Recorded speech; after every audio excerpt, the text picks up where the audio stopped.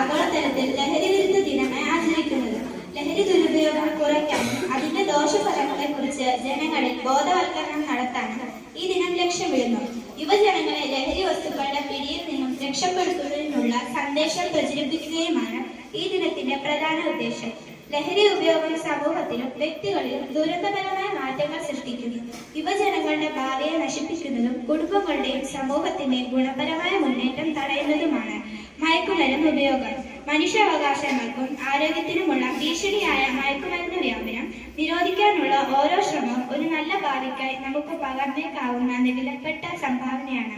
അതിനാൽ തന്നെ ഈ ദിനം നമ്മെ ഒരിക്കൽ കൂടി ചിന്തിക്കുകയും നല്ലൊരു തീരുമാനത്തിലേക്ക് നയിക്കുകയും ചെയ്യുന്നു. ഞങ്ങളുടെ ഫ്ലാഷ് മോബിലേക്ക് ഏവർക്കും സ്വാഗതം.